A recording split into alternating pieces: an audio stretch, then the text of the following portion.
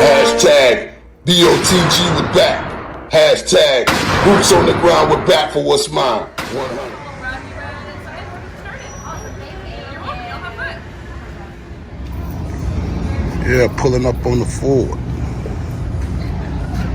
See what's going on in there. Uh-oh. Uh-oh, he's shipping that hooch. Yeah. Smuggling that hooch, huh? Let's see what's going on.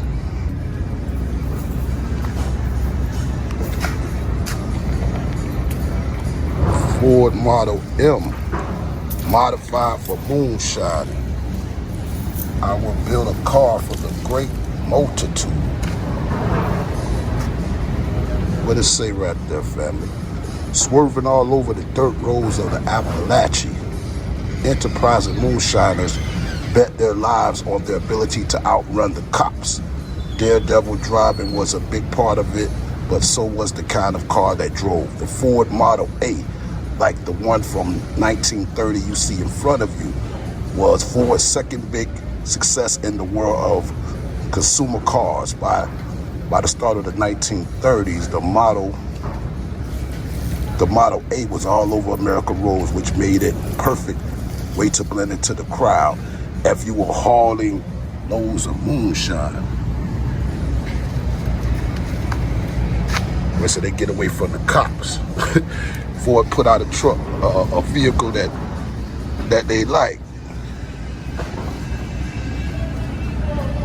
Yeah, Model A.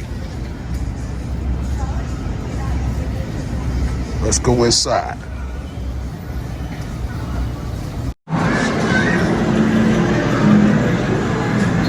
Red knot there. There's a purse.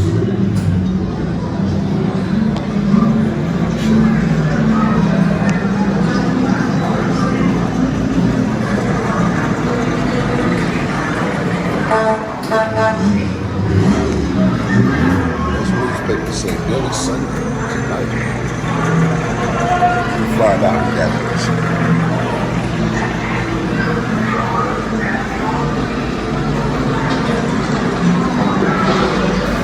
Spirit in the bird, history of drinking. King George say no drinking, no rum, no alcohol.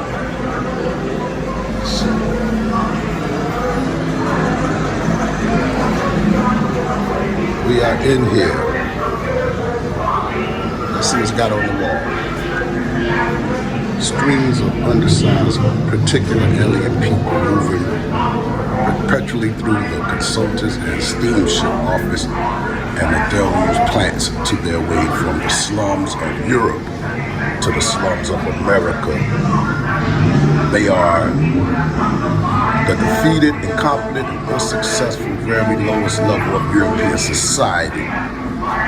Kenneth L. Roberts, Saturday Evening Post, 1919. So that's the indentured servants that was coming over. That's what they talking about.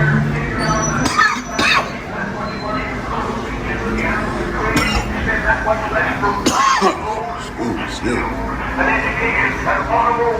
Between 1880 and 1920, over 20 million immigrants arrived, changing Americas forever. Most were from Europe. Some 4 million Italians and 2 million Jews had migrated to the United States by 1920. So that's Ellis Island. That's Ellis Island. We get to 20 million coming from Europe. And then if you want to get into like Lucky Luciani, people like that, they was coming. That's what tyrants they're talking about. We're gonna see the mobsters and get into that a little later. So what we be studying, we no cap, real.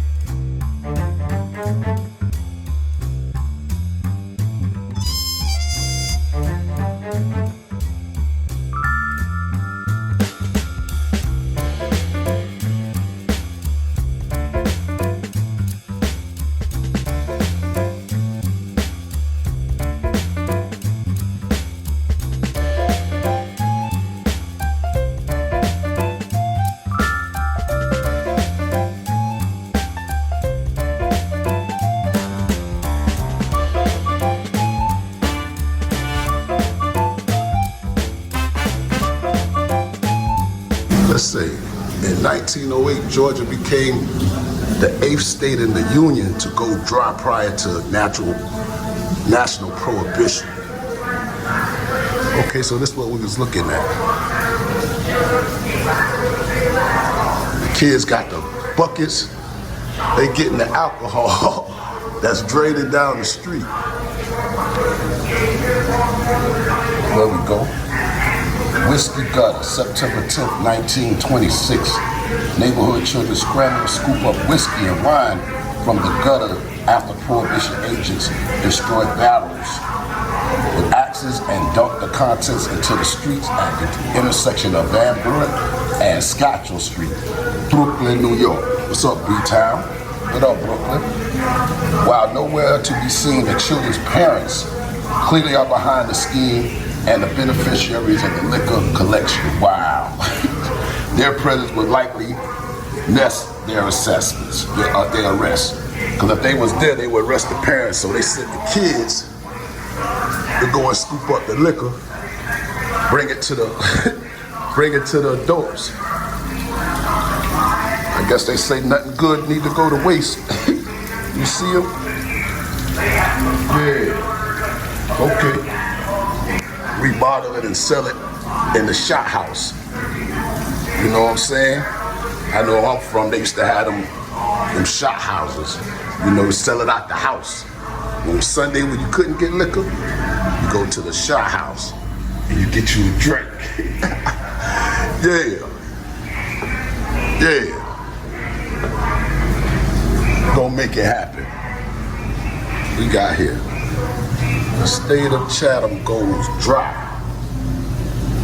What they saying? Let's see.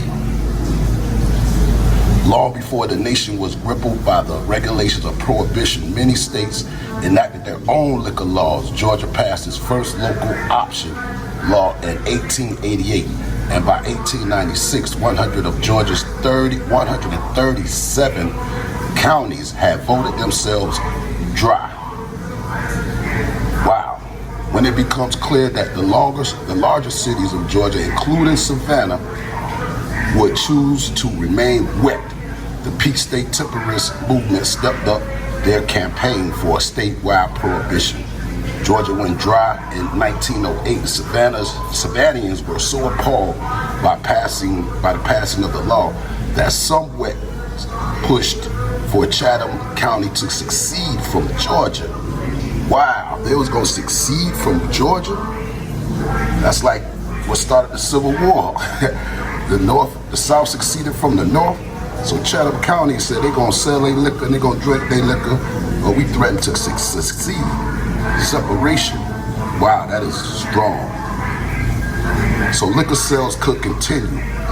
It was proposed that Savannah, along with several coastal countries, formed the state of Chatham. Now we in Chatham County and they want to make a whole state called Chatham. Boy, that money must have been good. Liquor sales could continue. They was threatening to succeed. Wow. Wow. That's powerful. What we got right here? Mr. Bottle, you are my strongest ally. Wow. He in the Prohibition Museum. The only one in America. So they say. Officer, what's happening? Be cool. Black Rabbit's Tavern. Cigars, tobacco, whiskey. Like a secret door. Speakeasy. Wrong man arrested. Well, he arrested the drunk man. And she like, he's the owner. And he's smiling like, hey, X to the next. Let's see what we got here. We got the clothesline going. Got people used to hang clothes on the clothesline in the backyard. What y'all know about that, man? What y'all know about the dirty side? Shout out to Goody Bob.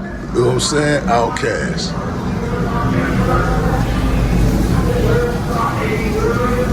Dirty dollars. Okay. What they got going on here? U.S. liquor revenue taxes.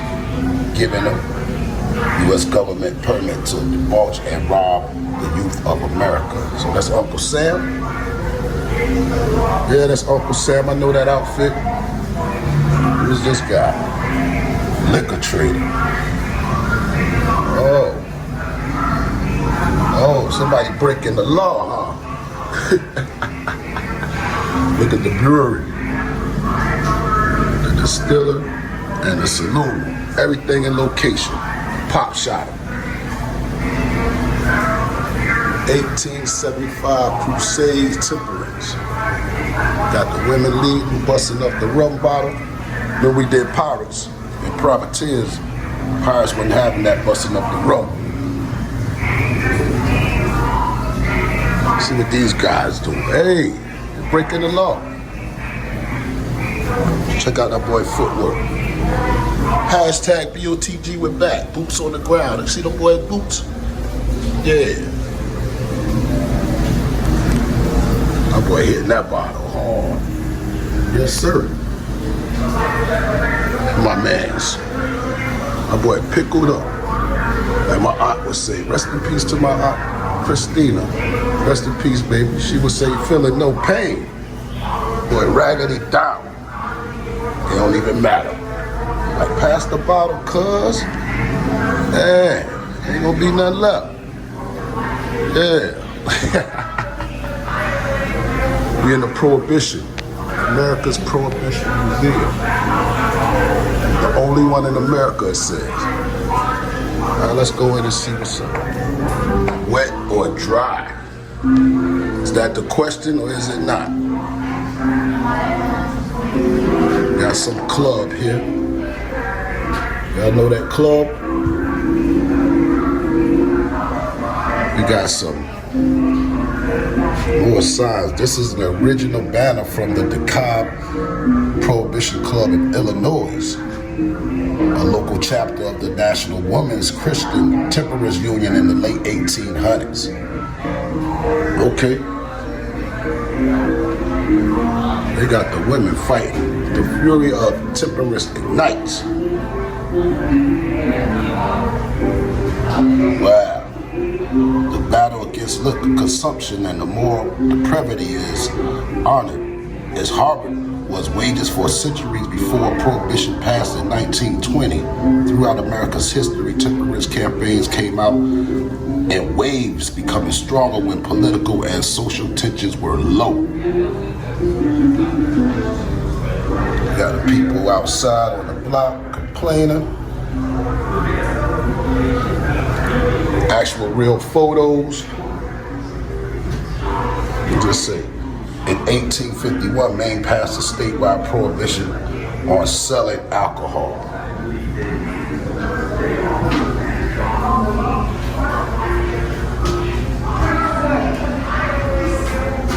Ooh, pretty nice. Wet versus dries.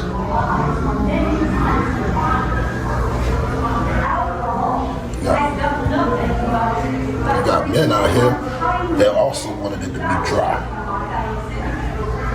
You got different groups. Let's see.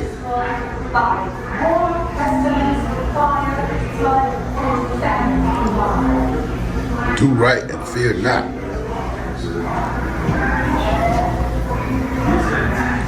See anybody y'all might know?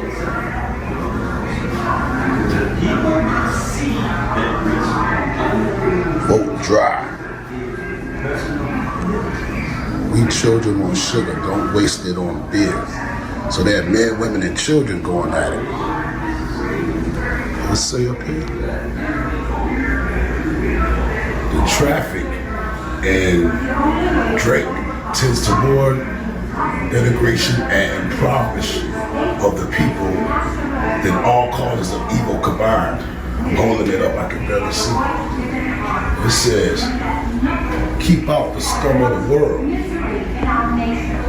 We're talking about alcohol and rum. Well, remember, King George did say in the Georgia colonies there would be no rum. King George II said that no rum, no strong liquor, anything by any other name. They say they ain't want it in the colonies of Georgia. Wayne Wheeler, architect of Prohibition. Protect us. Vote no. They made it about the children. Get you that sympathy card. You know how it go. Propaganda all over the place. Some truth. I guess we just walking through. I don't care how a man drinks. I care how he votes. Okay, that's a real politician for you. Nathan Rothschild said, I care not who's the president, just give me control of the money. I'm paraphrasing, but that reminds me of that. Check it out. See what else we got.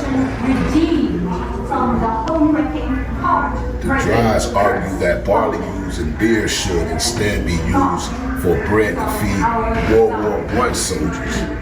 Wow. But you know it's a business.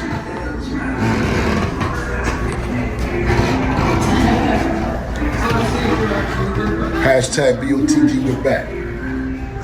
We at the America's only Prohibition Museum. You're here now.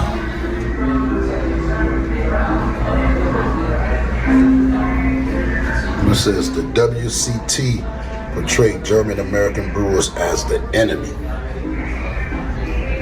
And a lot of Germans came to the Americas. So that's, I don't know.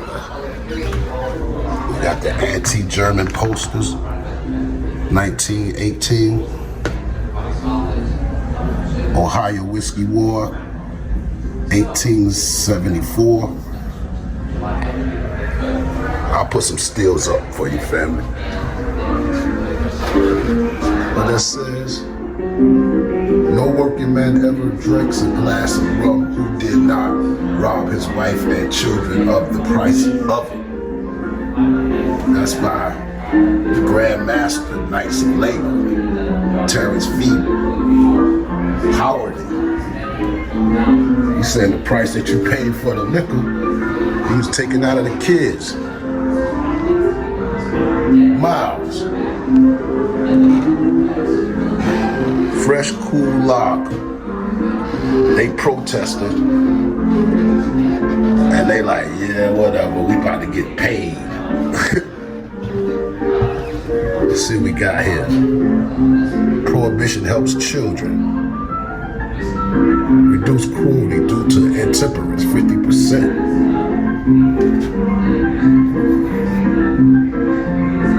Okay.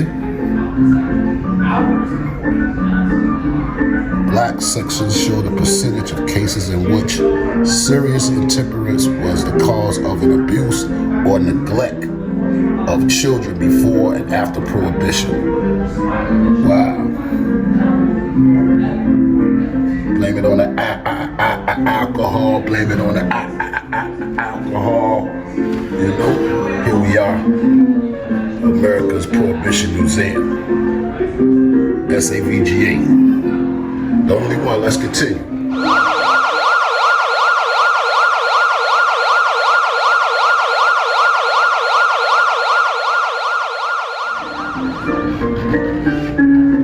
All right, we are entering the saloon. Y'all want a drink? Pause, come to the saloon. Now for the horses, got that shotgun up there. Be no trouble in here. Is that Woodrow Wilson?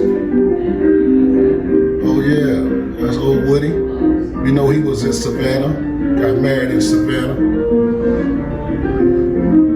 We mourn our losses. Got the cash register. Got the saloon.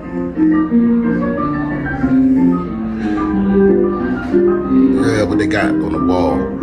Oh, they got the bell on the wall. Oh man, who is this? Sure, they got the hatchet. She got the hatchet dressed like a Puritan or a Quaker or something. Right? Let's check it out, see who this is. To cut out evil. She got all the tools to cut out evil.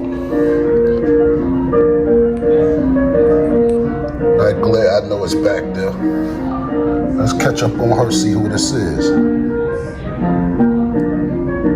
It says Carrie Nation Nationalist celebrates the fuel by rampant American media hungry for sensational stories, but she was hardly the innocent bystander. A savvy self-promoter, she courted newspaper reporters in the bar smashing events and staged even in jail. So she staged a lot of stuff. Along the way, entrepreneurs packed her charismatic personality and crusades for their own personal gain. But she relished in the newfound celebrity and milked it for nearly a decade. So she was acting like she wanted to stop the drinking, but she was getting paid. Both of them was getting paid. Sneaky, sneaky. Souvenir hatchets, stick pins, and brooches were sold by the thousands, and pictures were autographed in every showing. Wow. She capping. National published her own newspaper, The Hatchet, and even wrote a haughty book about herself, The Use and Need of Life of a Carrier, A Nation, 1905, both of which were sold in abundance. So she got real paid at her public appearance. In the end, the same media was nurtured, and her fame turned into her and ridiculed her in the press. Yeah, I guess they was ridiculing her because they found out she was not really about stopping prohibition. She just was selling items, souvenirs, writing books, acting like she was against it. But reading that says she really wasn't against it.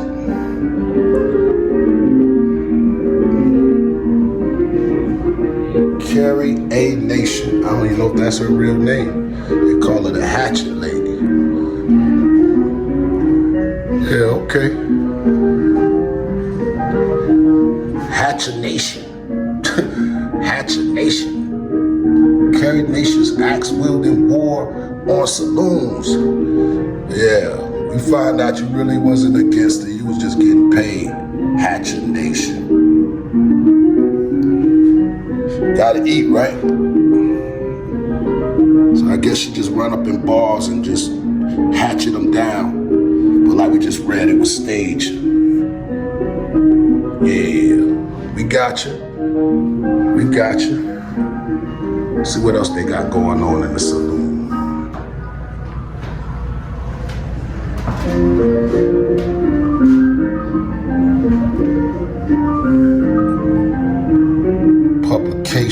Prohibition publications, the WTC, they everywhere. The Anti-Saloon League and other temperance organizations sponsors publication articles and posters in their fight against alcohol and social drinking. Looking like the Joan of Arc, huh?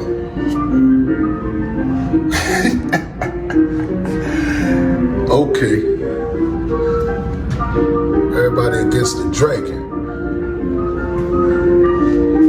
Too much money in it. Buffalo head. You got the antlers. Mess with the bull, what you get? You get the horn. Shout out to my people in Texas. The Longhorns.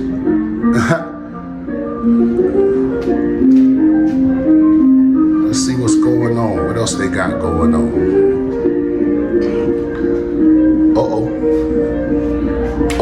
Got some Indian business. Custer's last fight. Oh, the light. I'm trying to get pictures of this good. If I get you closer. Oh, the Indian got the gun and the hatchet, the tomahawk. Yo, Custer's last stand. Look at them copper-colored individuals. Oh, somebody getting scalped. Oh, man. Yeah, buddy, you scalped them. Hey, I didn't draw it. I'm just showing y'all. Well, let's see what it says. Custer's last fight, 1900 Milwaukee Lithograph Company, Anheuser-Busch, Budweiser. Otto Baker, 1896, Custer's last stand was distributed free by Anheuser-Busch to score of bars across America, providing entertainment for patrons as well as promotion for Anheuser-Busch and Budweiser beer. It stands today as one of Anheuser-Busch's most successful ad campaigns. By the mid-1900s, the print was viewed by more Americans than any other.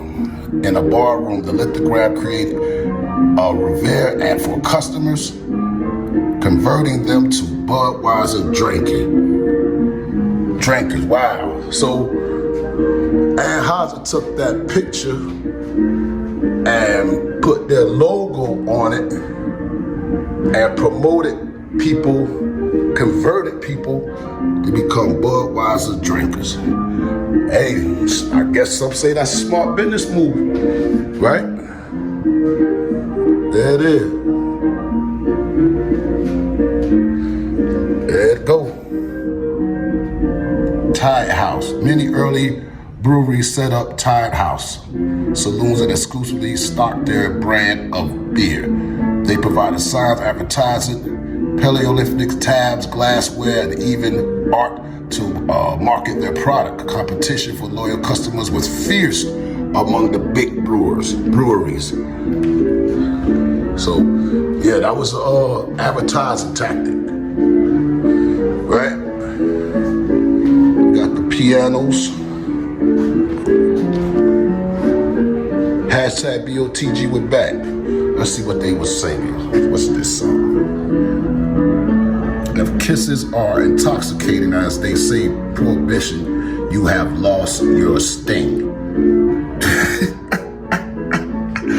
Oh man, they got a song about not drinking. All right, let's continue. Let's continue.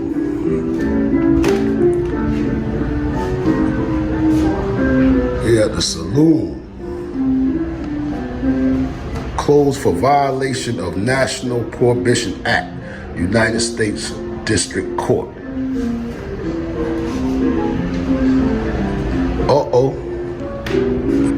There it is. You see it, sexy. Like that ride. Let's see what they got going on. They smiling, they cheesing hard, ain't it? Like somebody won. What it says here. The making, selling, and transport of liquors in or out of the United States is now prohibited. 18 for men. That's why they smile. These are WTCU. That's nice. Like they won. Let's see what this says. Race poisons the people of the United States consume annually. You see them numbers? That's 100 million, 100,000 million billion. Over 2 billion gallons of alcoholic liquors. 100,000 million billion. Over 7 billion cigars. 100,000 million billion. Over 15 billion cigarettes. Y'all see where this is going? 100,000 million. Over 400 pounds of miscellaneous tobacco. And 100,000 million, almost 1 billion pounds of tea and coffee. Shout out to the Boston Tea Party. They was going to war about that tea. 100,000, almost 500,000 of opium and cocaine. Wow. Besides the thousands of persons yearly destroyed, the baneful results of these poisons are passed on by heredity to posterity.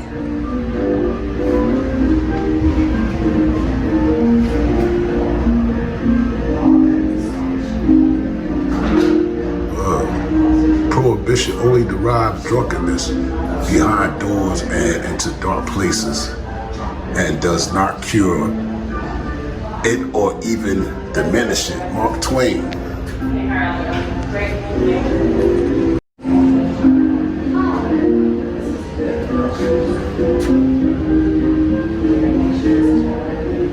Peace treaty.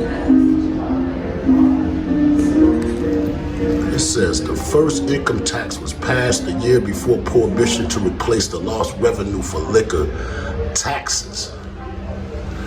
First income tax, so they paid that out so that people can get money back from from loss of liquor sales. So they created an income tax. The income tax, I didn't know that. Last cough alcohol. The 18th Amendment bars the bars. You see, they lining up. Get that last one in. Get that last one in. They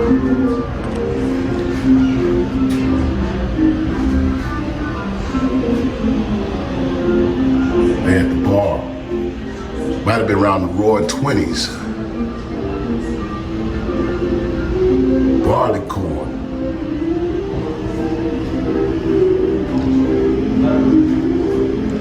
There go Billy Sunday.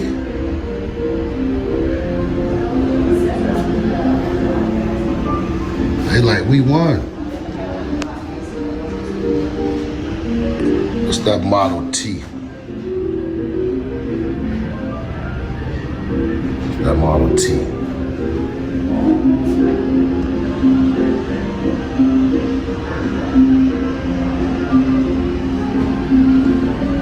All right, let's take it on there.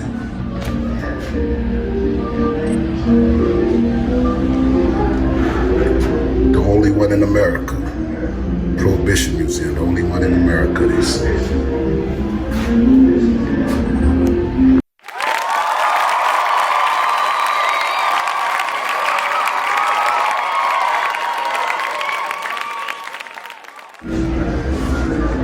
Oh, look like it's all bad. This is shut down. Thousands of farmers, brewers, distillers, coopers, distributors, trucks, drivers, warehouse workers, and clerks were put out of work by Prohibition. Well, it's all bad.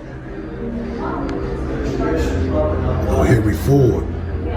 For myself, if booze ever comes back to the United States, I am through with manufacturing. I wouldn't be interested in putting automobiles into the hands of a generation of soggy with drinks. Henry Ford said. See, we saw that scene, they busting up the... Yeah, man like that. Look, check him out. Cheese and hard. Kid like, man, I need to take that to the house. We need to sell it. We doing bad. Look at this scene. Got the bottles, can't do nothing with them. Drink them yourself. And the books. They say the books is looking bad. Books is looking bad. I feel your pain, cuz. Got my man holding it down. The law said you gotta shut it down, huh? It's all bad. Prohibition. There you go. Closed for violation of National Prohibition Act by the order of the United States District Court. They had to shut him down. He still was trying to sell it. What it looks like.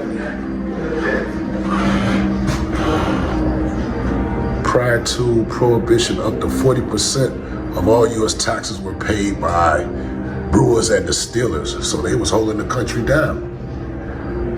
They was paying all the taxes. Let me see. Cost of Prohibition.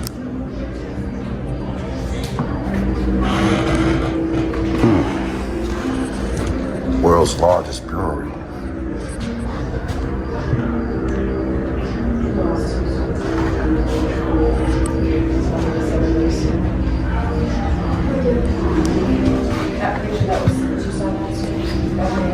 That shadow, y'all can see that.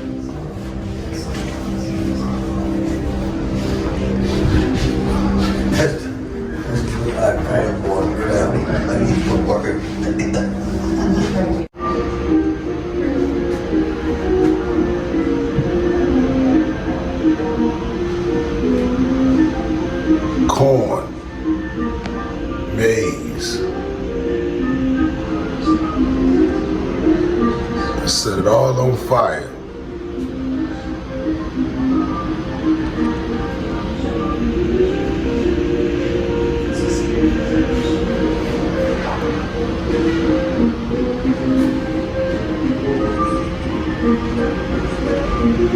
Good times roll, baby.